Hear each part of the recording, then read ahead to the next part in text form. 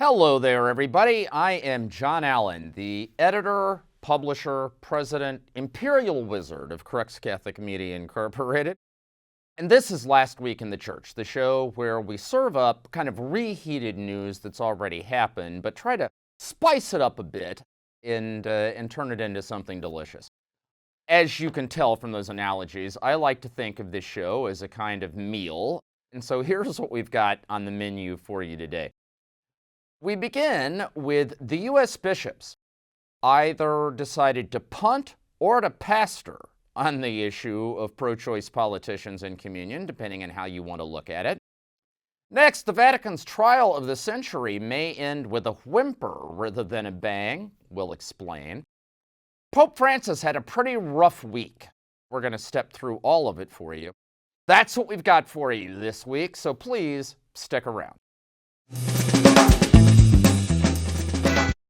All right, we begin with the fall meeting of the U.S. bishops, which took place last week in Baltimore. Basically, the bishops meet twice a year.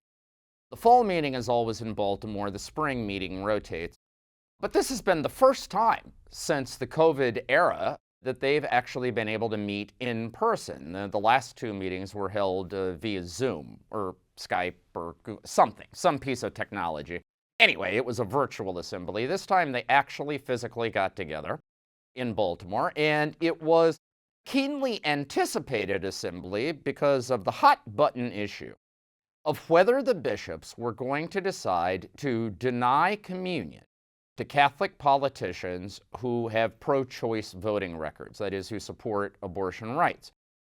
And obviously, right now, that would include the President of the United States, President Joe Biden, in addition to the Speaker of the House, Speaker Nancy Pelosi.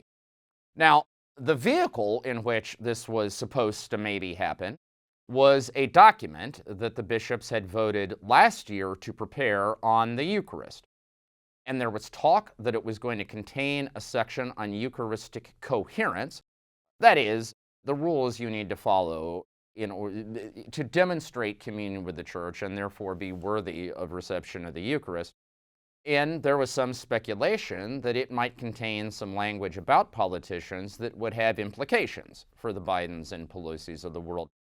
And this wasn't just journalists making things up out of thin air, because there were actually bishops talking about that. One thinks of Archbishop Salvatore Cordileone of San Francisco, coincidentally Pelosi's home diocese, or the Bishop Strickland in Tyler, Texas, Bishop Thomas Tobin in Rhode Island, and others had been suggesting that they felt it was time for the bishops to sort of take a stand on this issue, particularly when the commander-in-chief is a Roman Catholic, but on this issue, in any event, is at odds with church teaching. And their concern, of course, is that that creates scandal. It sets a bad example, and that perhaps the bishops needed to take a stand. So in the run-up, there was this sense that this might be a game of kind of high-stakes political poker, potentially involving the president.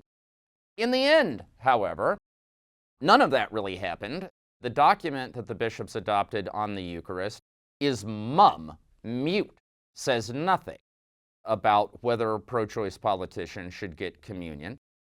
It contains a line about how public officials have a special responsibility to embody the faith, but it's vague enough to have no direct consequences whatsoever. There was no dramatic floor debate on this question. There was no showdown at the OK Corral.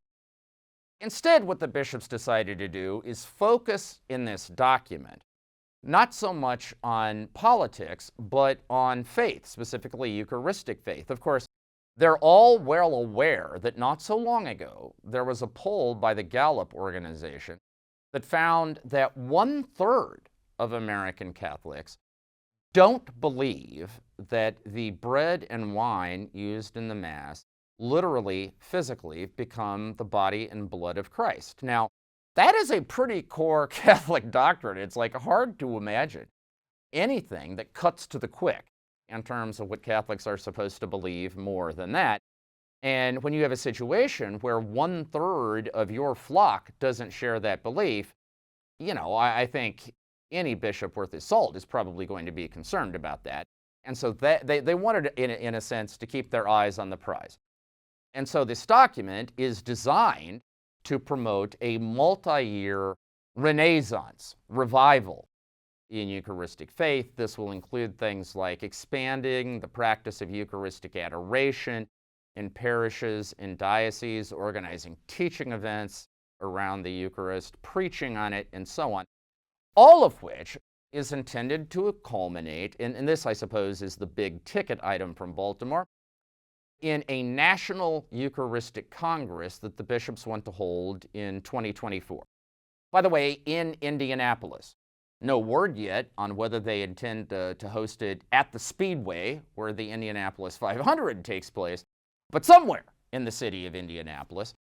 And of course, the bishops are not saying this out loud, but everybody knows that when a country is holding a national level Eucharistic Congress, the customary thing is to invite the Pope to come to lead the final Mass. I mean, Pope Francis just went to Hungary, for instance, to do that for the Hungarians. And so this creates the possibility of the Pope, assuming it is Francis 3 years from now, of making a return trip to the United States. Remember, he came in 2015 for a World Congress of Families. This would be a return visit to wrap up a Eucharistic Congress. Remains to be seen whether all of this genuinely kickstarts a revival in Eucharistic faith and practice in the American Church. But we can at least say fairly definitively that the bishops did not wade in to the heavily contested political waters that some expected. Now, of course, in a way, even if they had, it wouldn't have made a difference, because a bishops' conference has no power to dictate decisions on things like this to individual bishops. Bishops who want to take a hard line on this could still do that regardless of what the conference had done. Bishops who want to take a softer line could still do that regardless. But what it does indicate, I think, is the bishops did not want to put on a show of division at this meeting. Instead, they wanted to put on a show of unity around this core belief in the Eucharist. Now, some will describe that as a choice to be pastors rather than politicians, that is, as a brave and far-sighted approach by the bishops. Others will say they punted, they ducked the issue, they ran and hid. I suppose that is in the eye of the beholder. What is clear is that the next 3 years, the Eucharist will be front and center in terms of what we are hearing from Catholic officialdom in America. All right, we shift gears from America to Rome, where the great soap opera of the last few months has been the Vatican's so-called trial of the century. This is the trial of 10 individuals, including, for the first time, a cardinal of the Catholic Church, Italian Cardinal Angelo Becciu, the Pope's former chief of staff, and a handful of corporate entities for various forms of financial crime, embezzlement, thievery, basically, misappropriation, basically having their hands caught in the cookie jar. It centers on a $400 million land deal in London orchestrated by the Vatican's Secretary of State. By the way, using money from Peter's Pence, that's the annual collection from rank-and-file Catholics around the world, usually billed as a way to support papal charities, that is, feed starving children in Africa, not so much buy high-end real estate in Chelsea. But nevertheless, that's what happened. Now, this was supposed to be kind of landmark demonstration of the effectiveness of Pope Francis's financial reforms and a symbol of a new era of transparency and accountability. So far, however, the prosecution has bungled the case so badly in the eyes of many observers that it's not even clear this trial is really going to get off the ground.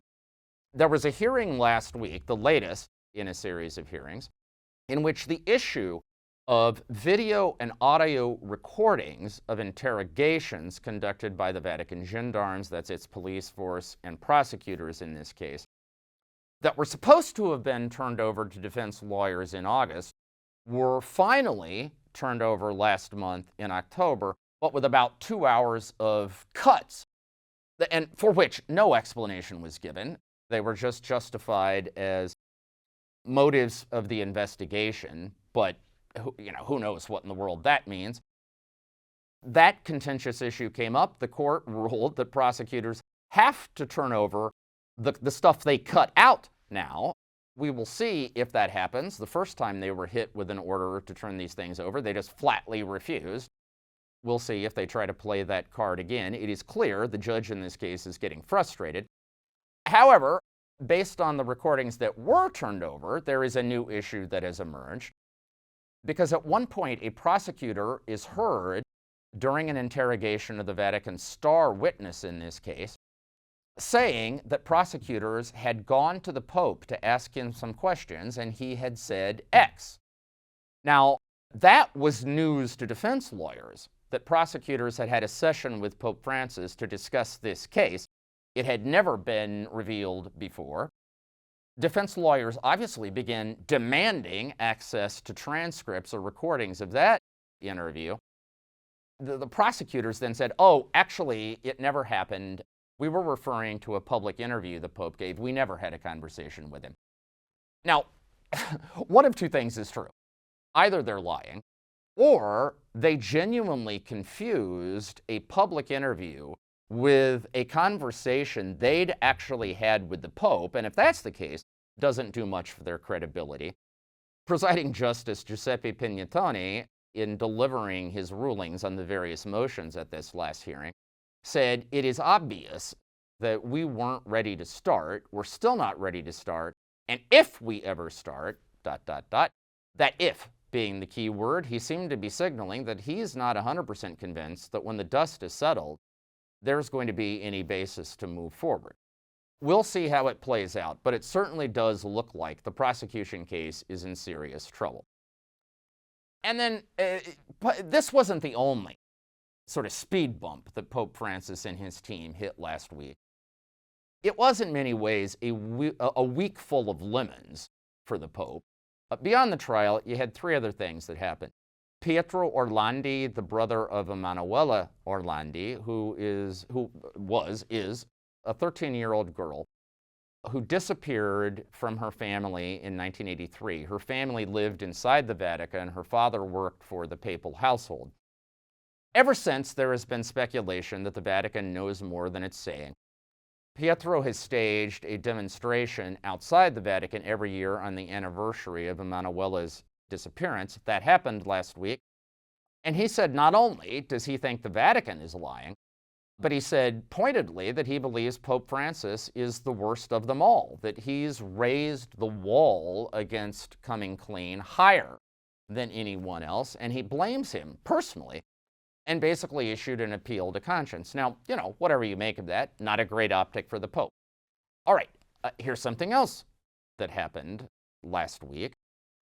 Don Julian Carrion, who was the leader of the Comunione e Liberazione movement, Communion and Liberation, resigned unexpectedly. It kind of came out of a clear blue sky. Now, the Communion and Liberation folks, they're known for probably being a little bit right of center. At the beginning of the Francis papacy, there was this read that maybe they were going to be part of the in-house opposition. But Father Carrion rejected all of that from the beginning. He put the organization four square behind Pope Francis. He's widely considered a really nice, sweet guy. I mean, personally, you'll just never meet a more mild-mannered, nicer guy, less full of himself than Father Julian Carrion. Nevertheless, the perception is that he was forced out under Vatican pressure because they just don't trust him or the organization. It was another example, in the eyes of critics anyway, of the team around Pope Francis perhaps being a bit unnecessarily vindictive. Finally, there's this guy by the name of Francesco Mangiacapra. Literally, that name means eating goats. Make of that what you will. But he describes himself, Mangiacapra, as an ex-gigolo, that is, a former male prostitute. Now, this is the 21st century, so naturally, this former male prostitute has a book out. And he is making the rounds, doing TV and radio interviews to try to sell this book. And during one of these recent appearances, Mangiacapra claimed that he had had at least 50 Catholic priests, some of them in the Vatican, among his regular clientele. And he said that he had prepared a dossier identifying these 50 priests who were availing themselves of his services, and had presented it to the Vatican, but nothing has been done. Now, again, make of it what you will, but the optic here is that once again, the Vatican under Pope Francis, or under anybody, I suppose, but the Vatican is sort of turning a blind eye, blowing off, so to speak, a whistleblower, and refusing to take a hard look at a real scandal. And so collectively, it's not going to go down in history as one of the best weeks in the pontificate of Francis. But if you think about it, there is a common thread running through everything. All of the speed bumps the Pope hit this week, that is the trial, the Caron thing, the Mangiacapra thing, et al., and it is transparency. In every case, there is a sense the Vatican is hiding something. That was Pietro Orlandi's charge about his sister. That's Mangiacapra's charge. That's the charge of defense lawyers in the trial. And therefore, the antidote to all of this would be greater transparency. And as it happens, that's right in the Pope Francis wheelhouse. It's one of the buzzwords of his reform. So the question, therefore, is whether the Pope, on the back of this week of lemons, can make lemonade out of it all by doubling down on his commitment to transparency and insisting that there be clear public answers to the questions these various episodes raise. All right, that is our show for this week. If you are inclined, please go onto the social media platform of your choice and give us a retweet, give us a like, give us a thumbs up, write us a nice review someplace.